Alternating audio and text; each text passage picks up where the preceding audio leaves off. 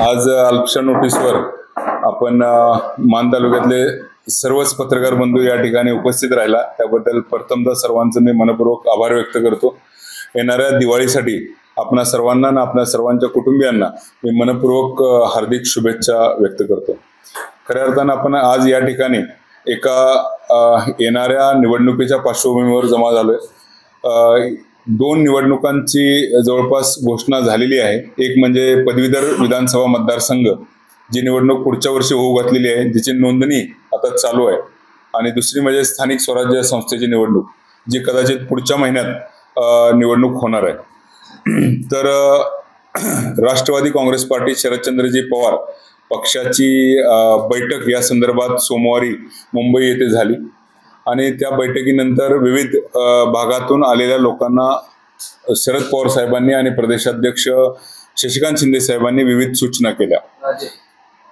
त्यामध्ये शरद पवार साहेबांनी आणि प्रदेशाध्यक्ष आदरणीय शशिकांत शिंदे साहेबांनी माझ्यावर मान खटावची जबाबदारी सोपवलेली आहे आणि त्यांनी मला पूर्ण ताकदीने मान खटावमध्ये लोकांच्या बरोबर संवाद साधून आपल्याला पुनश्च एकदा या पक्षाची बांधणी करणं गरजेचं आहे आणि त्या अनुषंगाने साहेबांनी सूचना केलेली आहे की तू स्वतः पुढाकार घेऊन हे करावंस। मी त्याला अनुकूलता दर्शवली आणि त्या अनुषंगाने मी मान तालुक्यामध्ये सुरुवात करत आहे। खरं तर गेले वर्षभर मान तालुक्यामध्ये आणि खटाव तालुक्यामध्ये अशी परिस्थिती निर्माण झालेली होती की जणू काही विरोधकच नाही। त्याचं कारण असं की मधल्या फळीतले अनेक नेते जे मागच्या निवडणुकीमध्ये शरदचंद्रजी पवार पक्षाच्या बरोबर होते त्यापैकी अनेक नेते राष्ट्रवादी काँग्रेस पार्टी अजितदादा पवार या पक्षामध्ये त्यांनी प्रवेश केला, काही करणार असतील कदाचित, आणि त्यामुळेच एकंदरीत महाविकास आघाडीला रिप्रेझेंट करणारा किंवा महाविकास आघाडीचा अजेंडा घेऊन जनतेतर्फे रस्त्यावर उतरण्यासाठी अक्षरशः इथं माणूसच नाही अशी परिस्थिती निर्माण झाली होती। परंतु जनतेमध्ये आजही शिवशाहू फुले आंबेडकर यांचा विचार तळागाळामध्ये पोचलेला आहे, जनतेमध्ये रुजलेला विचार आहे। समाज सुधारकांचा विचार घेऊन आणि शरद पवार साहेबांच्या विचारावर चालणारी मोठ्या प्रमाणात जनता या मान आणि खटाव विधानसभा मतदारसंघात आहे। जवळपास 1 लाखाहून अधिक लोकांनी मागच्या वेळी इलेक्शनमध्ये प्रभाकर घारगे साहेबांना मतदान केलं होतं। खूप मोठ्या प्रमाणात जनता आजही शरद पवार साहेबांना मानते, कारण त्यांनी केलेलं शेतकऱ्यांसाठीचं काम असू द्या, त्यांनी केलेलं राष्ट्रनिर्माणाचं काम असू द्या, त्यासाठी खूप मोठ्या प्रमाणात जनता त्यांच्या पाठीशी आहे। तर या पक्षाचं आज आम्ही मान खटावमध्ये प्रतिनिधित्व करतोय आणि त्या पक्षातर्फे येणारी स्थानिक स्वराज्य संस्था निवडणूक खूप ताकदीनं लढवण्याचा निर्धार आम्ही केलेला आहे। म्हणजे मी वैयक्तिक राष्ट्रवादी काँग्रेस पार्टी शरद पवार पक्षामध्ये आहे, त्याचबरोबर माझ्याबरोबरच महाविकास आघाडीचे सर्वच घटक पक्ष आणि आम्ही एकत्रित मिळून येणाऱ्या जिल्हा परिषद आणि पंचायत समिती निवडणुकीला सामोरं जाण्याचा आम्ही निर्धार केलेला आहे। त्यामध्ये काँग्रेस आणि शिवसेना उद्धव बाळासाहेब ठाकरे आणि त्याचबरोबर आम्ही शेतकरी संघटना आणि राष्ट्रीय समाज पक्ष यांच्याशीही चर्चा करून त्यांनाही बरोबर घेण्याचा प्रयत्न करणार आहोत। त्याचबरोबर वंचित आघाडीचे काही घटक नेते असतील आपल्या भागात त्यांच्याशी आम्ही चर्चा करणार आहोत आणि हे सर्वजण जे भाजपच्या विचारांच्या विरोधात आहेत त्या सर्वांची एकत्रित मोठ बांधून आम्ही येणाऱ्या काळामध्ये जिल्हा परिषद आणि पंचायत समिती निवडणुका लढवण्याचा निर्धार केलेला आहे आणि त्या अनुषंगाने गावोगावी फिरून आम्ही संघटन मजबूत करणार आहे। सध्याची देशाची परिस्थिती अत्यंत विदारक झालेली आहे, त्यामुळे इथून पुढच्या निवडणुका अत्यंत महत्त्वपूर्ण असणार आहेत। परंतु राहुल गांधी एकाकी लढत आज या देशामध्ये विरोधी पक्षनेता म्हणून देत आहेत आणि त्यांना मोठ्या प्रमाणात समर्थन जनतेतून मिळत आहे। त्याच पद्धतीने शरद पवार साहेब महाराष्ट्रामध्ये शरद पवार साहेब असतील, सुप्रियाताई असतील किंवा रोहित पवार असतील, शशिकांत शिंदे साहेब असतील, हे सुद्धा खूप मोठ्या प्रमाणात संघर्ष महाराष्ट्रात उभा करत आहेत।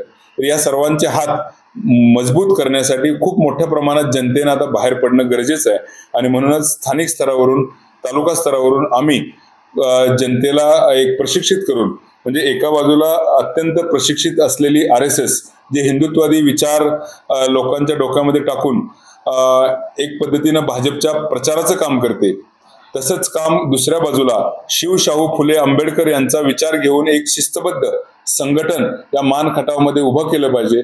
अन्यथा आपल्याला हा धर्मांधतेकडे घेऊन जाणारा विचार या देशाचं कसल्या पद्धतीनं भलं करू शकणार नाही. आपलं भविष्य हुकुमशाहीच्या वाटेला चालू आहे आणि एकंदरीत जगात सुद्धा आपल्या देशाची प्रचंड हे झालेली आहे, म्हणजे मानहानी झालेली आहे. एक काळ होता, नेहरूंच्या काळामध्ये रशिया आणि अमेरिकेचं कोल्ड वॉर चालू होतं, तरी सुद्धा नेहरूंनी नॉन अलाइनमेंट मुवमेंट तयार करून आपल्या देशाची एक वेगळी प्रतिमा निर्माण केली होती आणि 50 पेक्षा जास्त देशांनी त्या नॉन अलाइनमेंट मुवमेंटला सपोर्ट केला होता. परंतु आज आपला देश इतका प्रगत झाला असताना सुद्धा आंतरराष्ट्रीय स्तरावर आपली प्रतिमा अत्यंत मलिन झालेली आहे, कारण आपण धर्माची बाजू घेत नाही तर अधर्माची बाजू घेतो. इस्रायलने जेव्हा पॅलेस्टाईन आणि इराणवर अटॅक केला तेव्हा आपण इस्रायलची बाजू घेतली आणि त्यामुळे 50 देश, मुस्लिम देश आपल्या विरोधात गेले. जेव्हा रशियानं युक्रेनवर अटॅक केला तेव्हा आपण रशियाची बाजू घेतली, एक हुकुमशाही देशाची बाजू घेतली आणि अक्षरशः तिथून मोठ्या प्रमाणात तेल खरेदी करून आपण त्यांना वॉर फंडिंग केल्यासारखी परिस्थिती निर्माण झाली. त्यामुळे संपूर्ण युरोप आणि अमेरिका आपल्या विरोधात केला. अशा पद्धतीने हळूहळू संपूर्ण जग हे भारताच्या विरोधात गेलेलं आहे आणि ही इतकी खालच्या स्तरावर भारताची आंतरराष्ट्रीय प्रतिमा या आपल्या सो कॉल्ड म्हणजे स्वतःला विश्वगुरू म्हणणाऱ्या पंतप्रधानांनी घेऊन गेलेली आहे. भारतामध्ये अंतर्गत परिस्थिती काय, तर ज्या पद्धतीनं कर्नल गदाफी लिबियामध्ये होते, सद्दाम हुसेन इराकमध्ये होते आणि आता नॉर्थ कोरियामध्ये तीच परिस्थिती आहे. ज्या पद्धतीने विरोधकांचा त्या देशांमध्ये पूर्ण म्हणजे विरोधकांना संपवलं जातं, मीडियाला संपवलं जातं आणि एकाधिकारशाही हुकुमशाही आणली जाते आणि अशा देशांची प्रतिमा आपल्या मनामध्ये काय असते, तशाच पद्धतीची प्रतिमा भारतामध्ये विरोधक संपवणे, मीडिया ताब्यात घेणे यामुळे देशामध्ये आंतरराष्ट्रीय स्तरावर आपली झालेली आहे. तर अशा परिस्थितीतून भारताला जर बाहेर काढायचं असेल तर खऱ्या अर्थानं तरुणांनी, शिकलेल्या तरुणांनी, चांगल्या विचाराच्या लोकांनी आपल्याला एकत्र येऊन शाहू फुले आंबेडकर यांचा समाज सुधारण्याचा विचार पुढे घेऊन गेलं पाहिजे आणि त्यासाठी आम्ही मैदानात उतरण्याचा निर्णय घेतलेला आहे आणि जय पराजयाची आम्हाला तमा नाही, भीती नाही, पण आम्ही कसल्याही परिस्थितीत चांगल्या पद्धतीनं आम्ही लढा देणार आहे आणि मला खात्री आहे की येणाऱ्या काळामध्ये पंचायत समिती मान असेल, पंचायत समिती खटाव असेल, यामध्ये शाहू फुले आंबेडकरांच्या विचाराचा झेंडा लागेल अशी मला पूर्ण खात्री आहे. आणि त्या अनुषंगाने मी आपल्याशी आज संवाद साधण्यासाठी आलोय आणि मान खटावच्या संपूर्ण जनतेला मी आश्वस्त करू इच्छितो, गेला काळ विसरून जा, इथून पुढे संघर्षाला तयार राहा. कधीही तुम्हाला मी अभय जगताप एकटा पडू देणार नाही आणि पूर्ण ताकदीनं आपण एकत्रितपणे चांगल्या पद्धतीने संघर्ष उभा करू, अन्यायाच्या विरोधात उभा राहू आणि आपण संघटितपणे येणाऱ्या सर्व निवडणुकीला सामोरे जाऊ, या देशातील लोकशाही वाचवू आणि आपण राहुल गांधी त्याचबरोबर शरद पवार साहेब यांचे हात बळकट करू असं मला विश्वास वाटतो. या नुकत्याच झालेल्या 3 घटना त्याचाही मी या ठिकाणी उल्लेख करू इच्छितो. एक म्हणजे सोनम वांगचुक यांना ज्या पद्धतीनं अटक केली, एक देशप्रेमी माणूस, ज्या माणसानं अनेक संशोधनं केली, देशासाठी काम केलं, त्या माणसाला देशद्रोहाच्या गुन्ह्याखाली अक्षरशः नॅशनल सिक्युरिटी ऍक्ट, ज्या ऍक्टमध्ये जवळपास 2 वर्ष तुम्हाला जामीन सुद्धा मिळत नाही, अशा ऍक्ट खाली एका शांतताप्रिय व्यक्तीला अटक केली. त्या गोष्टीचा पण मी निषेध करतो. सगळा देश या गोष्टीसाठी पेटून उठला पाहिजे, सोनम वांगचुक यांच्या पाठीशी उभा राहायला पाहिजे असं मला वाटतं. त्याचबरोबर सरन्यायाधीश भूषण गवई यांच्यावर ज्या पद्धतीनं बूटफेक झाली ते एका मनुवादी संस्कृतीचं एक प्रतीक मानलं पाहिजे आणि अशा पद्धतीच्या संस्कृतीला जर आपले सरकार सहमत असेल किंवा सपोर्ट करत असेल तर त्याचा मी निषेध करतो. आणि तिसरं महत्वाचं गोष्ट जे कदाचित आपल्यातील काही लोकांना माहीत नसेल, एक गोष्ट तर आपल्या सर्वांना माहीत आहे की मीडियाला पूर्णपणे कंट्रोलमध्ये सरकारनं ठेवलेलं आहे. त्यामुळे आपल्याला ज्या बातम्या मिळतात मीडियाच्या माध्यमातून, परंतु त्या बातम्या पूर्णपणे सरकारनं तयार केलेल्या बातम्या, सरकारच्या बाजूच्या बातम्या असतात. त्यामुळे विरोधकांचा कोणताही अँगल आपल्याला समजत नाही. विरोधकांना समजून घेण्यासाठी एकच माध्यम आपल्याकडे आहे, ते म्हणजे सोशल मीडिया. म्हणजे तुमच्यासारखे पत्रकार, युट्यूबर्स आणि चांगले विचारवंत युट्यूबच्या माध्यमातून, फेसबुकच्या, इंस्टाग्रामच्या माध्यमातून त्यांचा पॉइंट ऑफ व्ह्यू, विरोधकांचा विचार आपल्यापर्यंत पोचवत असतात. हल्ली काय झाले, ध्रुव राठी असेल, देशभक्त असेल किंवा तुमचे निरंजन टकले, प्रशांत कदम, परुळेकर असे अनेक जण खूप चांगल्या पद्धतीनं, विश्वंभर चौधरी असतील, अनेक जण हे आपले विचार मांडतायत आणि त्यांचे फॉलोअर्स खूप वाढत चाललेले आहेत. सोशल मीडिया हा देशातील सत्तेवर बसलेल्या लोकांसाठी एक घातक ठरायला लागलेला आहे. सोशल मीडियामुळे नुकतीच नेपाळमध्ये पण क्रांती झालेली आहे. त्यामुळे आपल्या सरकारलाही वाटायला लागलेलं आहे की सोशल मीडियावर आपण कंट्रोल आणलं पाहिजे आणि त्या अनुषंगानंच त्यांनी नुकतंच सहयोग पोर्टल नावाचं एक पोर्टल तयार केलेलं आहे. आपल्याला कदाचित माहीत असेल नसेल, पण सहयोग पोर्टलमध्ये 38 वेगळे वेगळे इंटरमिडिएटरीज म्हणजे यूट्यूब, फेसबुक, इंस्टाग्राम अशा पद्धतीचे जे सोशल मीडिया प्लॅटफॉर्म आहेत ते ऑलरेडी एम्पॅनल झालेले आहेत. त्या प्लॅटफॉर्मला इतकं टॉर्चर केलंय सरकारनं की त्यांनी शेवटी सांगितलं गव्हर्नमेंटला की तुम्हाला जे काही डिलीट करायचं असेल ते तुम्हीच करा, आम्ही तुम्हाला ऍक्सेस देऊन टाकतो. आणि त्या सहयोग पोर्टलच्या माध्यमातून गव्हर्नमेंटचे अधिकारी जे गोष्ट युट्यूबवर विरोधात येते ती गोष्ट डिलीट करण्याचा अधिकार आता सरकारला मिळालेला आहे. हा माणसांच्या म्हणजे भारतातल्या व्यक्तींच्या freedom of speech and expression या मूलभूत हक्काचं व्हायोलेशन आहे. आणि याच्या विरोधात इलॉन मस्क यांनी कर्नाटक हायकोर्टामध्ये केस दाखल केली आणि त्या केसमध्ये सुद्धा हायकोर्टानं सरकारच्या बाजूने निकाल दिला आणि आता ही कदाचित सुप्रीम कोर्टात जाईल. पण आज मितीला तरी सहयोग पोर्टलच्या माध्यमातून सरकारला ही ताकद मिळालेली आहे की कुठलाही युट्यूबवरचं कंटेंट अधिकारी 1 मिनिटात डिलीट करू शकतात. त्यामुळे भविष्यामध्ये सोशल मीडियावर 100% कंट्रोल हा सरकारचा आलेला आहे.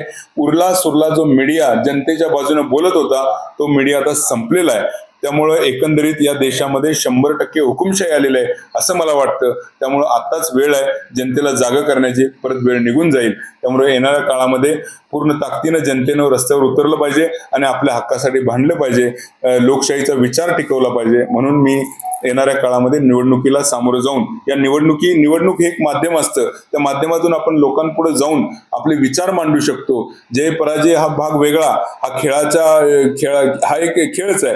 परंतु चांगल्या विचाराच्या लोकांनी या निवडणुकीच्या माध्यमातून लोकांपर्यंत पोहोचलं पाहिजे, आपले विचार मांडले पाहिजेत आणि त्यातून एक परिवर्तन आणि प्रबोधन घडवलं पाहिजे. आणि त्या अनुषंगानं आम्ही येणाऱ्या काळामध्ये शरद पवार, राष्ट्रवादी काँग्रेस पार्टी शरदचंद्रजी पवार पक्षातर्फे ताकदीनं आणि महाविकास आघाडीतर्फे ताकदीनं येणारी जिल्हा परिषद आणि पंचायत समिती निवडणुका लढवणार आहोत. या निवडणुकीच्या बद्दल मागच्या काही काळात काही संभ्रम तयार करण्यात येत आहेत.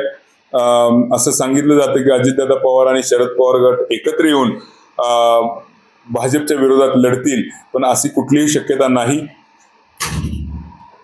कुठलाही युतीमध्ये असलेला पक्ष त्याच्याबरोबर आघाडी किंवा युती करण्याची मानसिकता महाविकास आघाडीच्या कुठल्याही पक्षाची नाही, कारण आपला विचारांवर आधारित असलेली आघाडी आहे.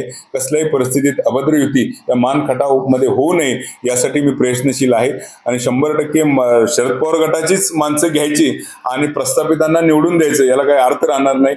आपली माणसं शरद पवार साहेबांना मानणारी आहेत आणि त्या माणसांचं मतदान फक्त प्रस्थापित काही नेत्यांना निवडणुकीसाठी वापरायचं असेल तर त्याला अर्थ राहणार नाही. त्यामुळं आम्ही कमी असो जास्त असो आम्ही एकत्रितपणे या निवडणुकीला सामोरे जाऊ असा निर्णय महाविकास आघाडीचा झालेला आहे. तर आता एवढंच बोल.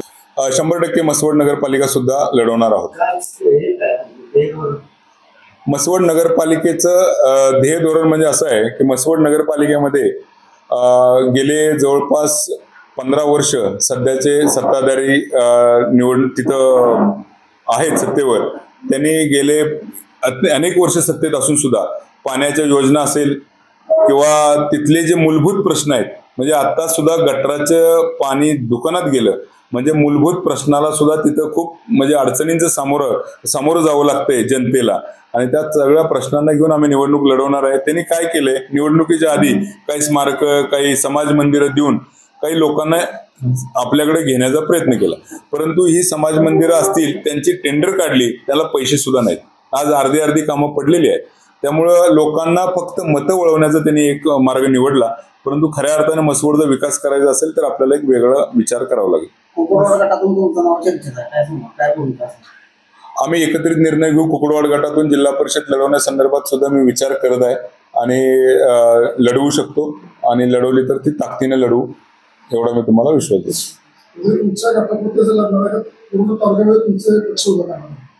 मान तालुक्यातले 5 जिल्हा परिषद गट आणि खटाव तालुक्यातले 4 जिल्हा परिषद गट असे 9 जिल्हा परिषद गट, 18 पंचायत समितीचे गण हे पूर्ण ताकदीनं महाविकास आघाडी लढेल.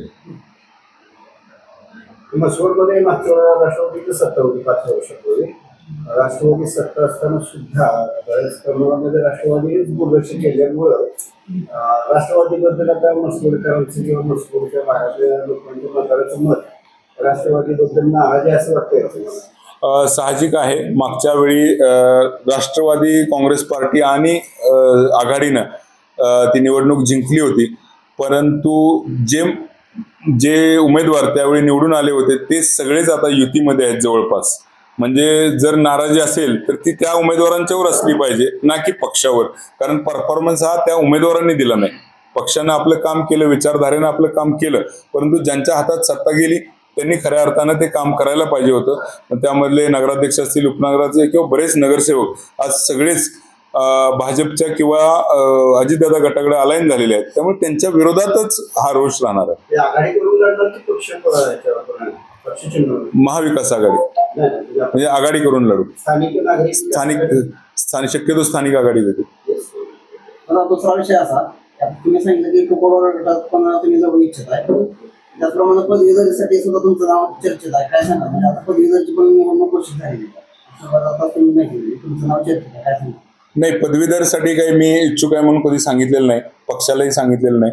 मी फक्त नाव नोंदणीचं काम आता करतो आणि लोकांचं प्रबोधन करायचं काम करतोय की पदवीधरचा आमदार हा अत्यंत महत्वपूर्ण आमदार असतो. पदवीधरांचे प्रश्न मार्गी लावण्यासाठी तो आमदार एक सक्षम आमदार असणं गरजेचं आहे, एवढं प्रबोधन करतोय. आणि पदवीधरांना महाविकास आघाडीच्या बाजूनं मतदान करण्यासाठी किंवा नोंदणी करण्यासाठी मी प्रवृत्त करतोय, प्रोत्साहन देतो.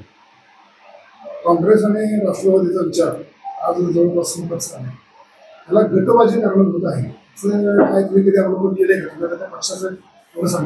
तुम्ही तालुक्यापुरतं विचारताय का बाहेर विचार? आपल्या तालुक्यासाठी एवढी चांगली मतं पडली आहे किंवा असं वाटत होतं की कदाचित या वेळेला बरंच उलट पाठवलं, सगळी सुद्धा चित्र उलट झाला. गटबाजी, या गटबाजीचं काय तुम्ही? नक्कीच गटबाजीचा कुठेतरी फटका पक्षाला बसलेला आहे आणि तो गटबाजी ही सर्वच पक्षामध्ये असते. त्यामध्ये फक्त काँग्रेस आणि राष्ट्रवादीच आहे असं नाही, भाजपमध्ये पण असते आणि सर्वच पक्षामध्ये असते. त्यामुळे गटबाजी जरी असली तरी थोडंसं काय होतं, एक खंबीर नेतृत्व उभं राहून जोपर्यंत या तालुक्याला दिशा दिली जात नाही तोपर्यंत थोडंसं हे वातावरण असंच राहील. त्यामुळं एकटा चलोची माझी तरी स्वतःची भूमिका आहे. मी कुठल्याही प्रस्थापितांच्या कोबड्या घेऊन यापुढं मैदानात उतरणार नाही. सोबत राहण्याचा प्रस्तावाला त्या प्रस्तावाला माझी वैयक्तिक आणि पक्षाची सुद्धा मान्यता नाही. कारण अजितदादा गट असेल किंवा भाजप असेल हे एकंदरीत महाविकास आघाडीचे विरोधक आहेत. त्यामुळे अजितदादा गटाला पॅनल उभा करायला असेल त्यांचे ते उभा करतील, त्याला काही आपली मनाई नाही. परंतु सोबत जाण्यासाठी मी इच्छुक नाही किंवा मी त्या सोबत जाण्याच्या विरोधात आहे. मान खटावमध्ये राष्ट्रवादीचे कार्यकर्ते पवार साहेबांनी निष्ठावंत आहेत, आपले काही नेते मंडळी कार्यकर्त्यांकडे जाणार यावेळी तुमचं काय आपले निष्ठावंत कार्यकर्ते त्यांचा एकत्रित करून काय करून त्यांना पवार साहेबांची पाठवणी करू शकता, काय कसं काय करणार? मी मोठ्या प्रमाणात गावात म्हणजे गाव दौरे करून लोकांपर्यंत पोहोचून खऱ्या अर्थानं जे निष्ठावंत कार्यकर्ते जे विचारांशी बांधील आहेत अशा लोकांना एकत्रित करून थांबवण्याचा प्रयत्न तर करणार आहोतच आम्ही. त्याबरोबरच या कार्यकर्त्यांना एक प्रकारचं प्रशिक्षण सुद्धा आम्ही घेणार आहे की आपण नक्की कोणती दिशा पकडली पाहिजे. एक असते व्यक्तीला मानणारी लोक आणि एक असते विचारांना मानणारी लोक. तर जी व्यक्तीला मानणारी लोक असतात ती काही वेळा जाऊ शकतात. एखाद्या व्यक्तीवर आपलं प्रेम असतं आणि मग तो कोणत्याही पक्षात गेला तरी त्याच्याबरोबर जाणारेही काही लोक असतात. पण जे विचारांना मानणारी लोक आहेत या लोकांना एकत्रितपणे या विचाराबरोबर थांबवण्याची माझी इच्छा आहे आणि त्यासाठी मी पूर्ण झोकून देऊन काम करणार.